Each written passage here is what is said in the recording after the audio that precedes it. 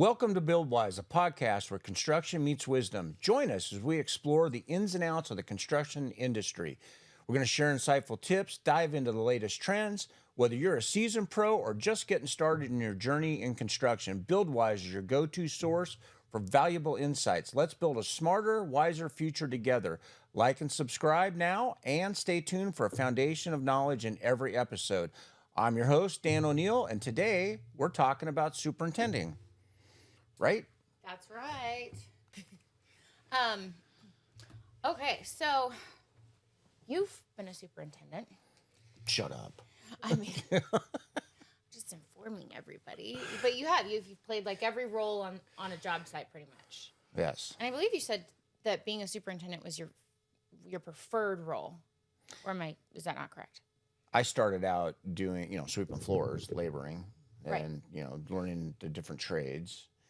And so I was kind of a jack of all trades, master of none. And then, I wanted to be a superintendent. So I got a job and, started working my way up. How long did it take you to work your way up?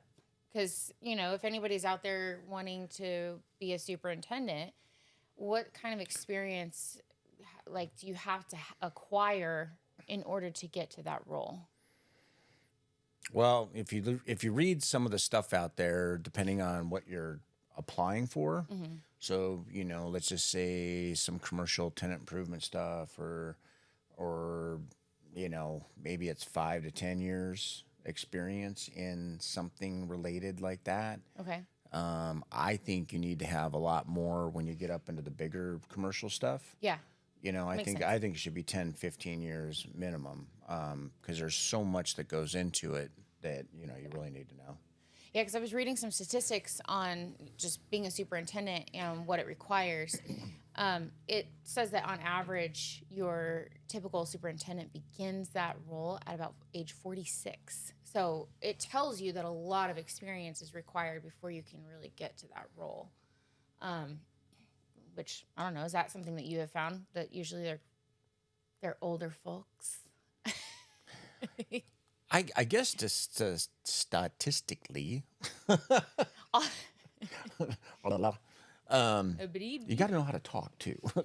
So I don't know. I mean, I know that's what you read. Yeah. But it's kind of interesting because I started. Let's see, how old was I? I was mid-20s. Oh, you were really young. And, but, I was doing what they called a junior superintendent. And so Oh. I had kind of a mentor watching out over me. And they'd allow me to do little TI projects, and they were kind of bringing me up, to bigger and bigger projects. So, Yeah. it can start young, not meaning that you're going to be like up there, but, Yeah, but it probably requires more on-the-job training than an actual, say, education. Or do a lot of these guys go to school for it? there are people that go to school for it. I think the best thing, which is funny because usually the ones that come on the job with the schooling need a lot. Don't know anything? Don't know the real world of construction, so it's kind of interesting. Yeah, But that college education is just a scam. Just it's your degree to learn is what it is. yeah. That's your college education. Life experience, one or the other doesn't get you there. Life experience, like if I had a lot of college, I'd probably be more polished. I'd know the same stuff, same life experience stuff, but I would be more polished. You'd think that. I'm college educated. I'm not. But you don't know shiny. anything. I'm kidding. I know. I can pretend to know everything like all the other college educated people. So anyways. So, okay, as far as ranking go on a job site, who is above the other, a project manager or a superintendent? Or are they equal? Walk us through that. So I was just talking. We were talking off air a little while ago about some of that, and if you got a good superintendent, and you've got a good project manager, they're usually acting equally. and for the benefit of the job as a team. And the superintendent is to get stuff done properly to avoid project problems, monitoring. A good superintendent can manage long-term and short-term liability issues, right, for the company. And then you got the project manager, which is supposed to pave the way for the superintendent to get stuff done. So like getting contracts written, Right. good contracts, not cheesy ones, like, hey, get the stucco done. But, like really listing things out so that, superintendent gives him his ammo to get the job done and get it done properly per the plans and specs. So they're not, I guess if you have a weak superintendent, you're going to have if you got a strong project manager, one's going to overcompensate for the misses of the superintendent. And vice versa. I've had it go the other way around. We've had weak project managers, and I've had to absorb some of the stuff that they weren't getting done to get that job done properly. Yeah. And So it takes a balance. I mean, you guys really have to work together as a team. It does. Which makes sense. Yeah. But, one will throw off the other. So, okay. And are they in charge more of safety, or is that more project manager? It's the responsibility of everyone. I mean, that's the pat answer, but it's field wise. I mean, project manager comes out maybe once a week. So field wise, I mean, the superintendent, that's all they're about is, monitoring that safety. Yeah. You have one injury on a job. Like I've said this before in other podcasts, you're going to stop that job. Yeah. Well, you're supposed to. Yeah. No, I'm just saying it'll stop the job if you have an injury, and it could stop it for months. Yeah. Have you had that happen? Something stopped for months because of an injury? Not for months. But and it wasn't because of an injury. It was because of a safety issue, and it stopped it for. Actually, it didn't even stop it. I had to close off a section of the job for a couple of days until it rectified a problem. But yeah, okay, so nothing too drastic from what you've experienced, but I'm sure you, being in the industry, have heard things.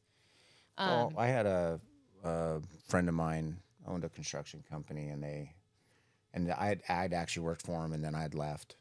And then I heard that a framer was cutting a hole for, I think it was an exhaust fan or a roof access.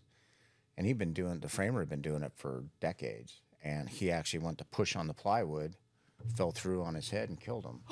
Oh, yeah, it stopped the job. I mean, OSHA came. I mean, it was bad. I mean, it's bad for the family. It's bad for, everybody. It's like, it's horrible. Yeah. And all it takes is that one time.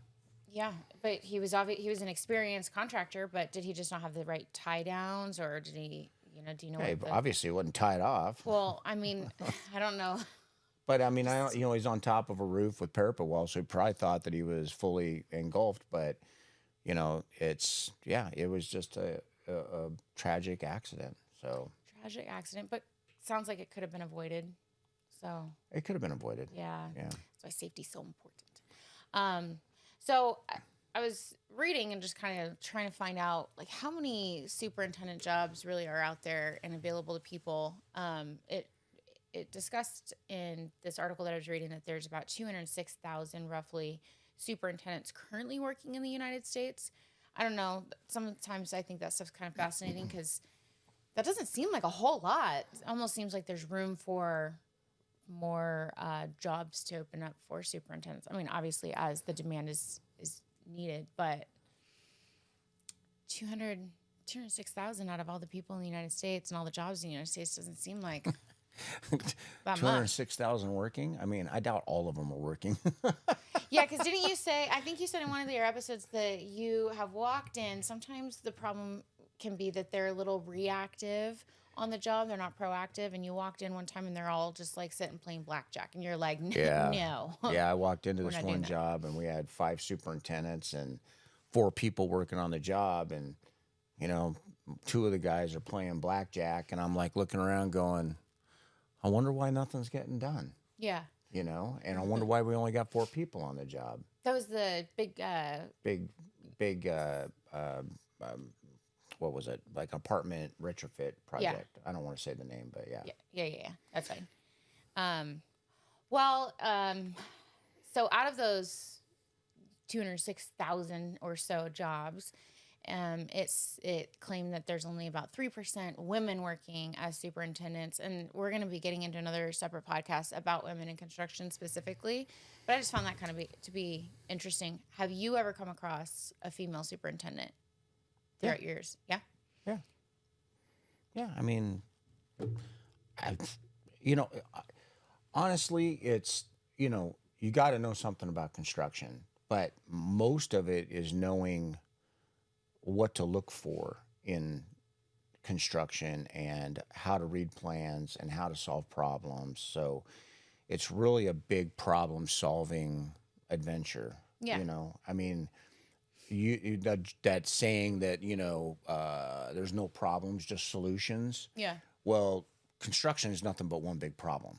I mean, it's always a problem. There's always an issue. There's always something that doesn't work. There's always something that's missing. There's always, something. And so it's, you are trying to manage, and that's all risk, right? So you're managing risk from the very beginning that you step foot on that job, not just safety, but, are we building it right? Like, is it, can it turn into a latent defect if you don't build it right? Can it, all these things. So, yeah. So something else. I was going to tie women back into that, but Tie back into what? well, I asked you about women. And you started talking about problem solving. Well, it turned into, well, okay. So it is problem solving. So my point being was, it doesn't matter whether you're a man or a woman. It matters that you're a problem solver. Yeah. Is my point. Yeah. So. No, I know. Sorry, that was kind of a female thing to do, to spider web like that. Canceled. Right, canceled. What is a woman? Oh, well, our great friend Matt Walsh has dived deep into that topic. But back to construction. So when you, as a superintendent, I know that technology has really shifted and changed throughout the years. Do you find that they're using different technology, and is it helping if they are than maybe, 20 years ago? Yeah, they're using a lot of technology, and I don't know if it's, well, I think it's helping, but it also can be very cumbersome because it's data, and now, it's supposed to, and you get a lot of mass amount of data, and it can be very helpful. You got things at your fingertips that you didn't used to. But it also becomes very labor intensive and burdensome for a company because it's constant upkeep of that data. Yeah. And it only is as good as the person inputting. So if you're not doing pictures, daily logs, submittals, and keeping them current, not just getting them an answer, but, closing them out properly and doing everything, and you got a bunch of open stuff everywhere, it doesn't do any good. Well, it's that disorganization, and that's not good for a company, no matter what the position is or what the industry is. You got to document. It will save your butt every single time, and it's just, it's so important. And, the technology that we have today can be a benefit if you use it correctly. And I feel like a lot of people, they use it until they don't, and then it's, when you need it, you're, wishing you had done it kind of thing. So, what are, your overall take on being a superintendent? It's very labor intensive. I was reading about the stress levels too, of a superintendent, and, I'm trying to recall the exact stat.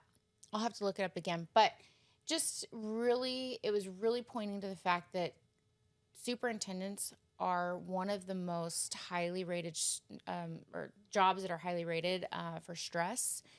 Would you say that that's pretty accurate? It's very, very accurate. And is that just because, there's timelines and expectations and safety in people's lives? There is so much that's packed into that. So I can understand where that stress might be really coming from. Yeah, when you're a quality superintendent, and you've got all those things going on in your head and on the job, so you've got to maintain a client relationship, you've got to maintain a city, state, and federal relationship with all the different entities. You've got to maintain your relationship with your own company. You got to maintain a relationship with your subcontractors and your employees and your peers, and you've got to manage the safety. You've got to manage the plans. You've got to manage difficult people, Yeah. difficult trades. You got to manage budgets by doing the right thing and not screwing up. So, the worst. You got project managers, barking at you like, you went over on this line item or blah blah blah blah blah, or you're not. One of the things is, how, schedules don't always tell the story of a project, like even a budget does, or billables, because if you got a $12 million job and it's supposed to take you a year to get it done, you should be billing out $1 million a month, Right. basically. So Yeah, that if makes a sense. project manager or the county department's sitting there looking at it like, hey, you only billed out, $150,000 last month, something's wrong, Yeah. It seems like you really have to be a people person to be a superintendent. How did you like that job? because I'm such a people person. Fake. I actually am a people person. You are. For good people. For good people. If you're an idiot, don't show up. Well, those are becoming far more common. Yeah. I find that a lot of superintendents are extremely reactive, and that proactive word is used and abused a lot, but Yeah. it's true and it means something. And if you don't know what that means, figure it out, because being proactive, getting people started on the job, get them running with stuff. Your job as superintendent isn't to boss them around; it's to clear the road for them. It's to That clarifies it. pave the road for the guys, the boots on the ground. And so once they get started, say excavation, you should be into the concrete and the framing, and talking to concrete and framers and structural and all this stuff, and figuring out what complications there are with that stuff. And then your weekly meetings to discuss those items coming up, not just what they're working on. And then you're going to find that you got to do little things to like, oh, we better ask that question. Oh, I don't know if that's going to fit. Let's check it out.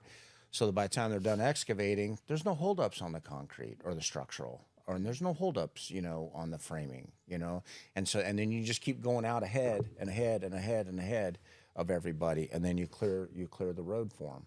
Yeah, that makes sense. It actually really clarifies it up for me, just because, it's like I know the roles of project management and superintendent, but for anybody that is looking to get into construction and wants to know the path that it takes to get to be a superintendent or a project manager, whatever your goal ends up being, hopefully this helps allow you to visualize that path a little bit and know that there's quite a bit of years experience that's required.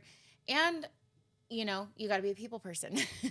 There's going to be a lot of delegating between different personalities and companies and clients and whatnot. So that's something that, if you're looking into a career of being a superintendent, to be prepared for. But do you have any final thoughts for us on being a superintendent?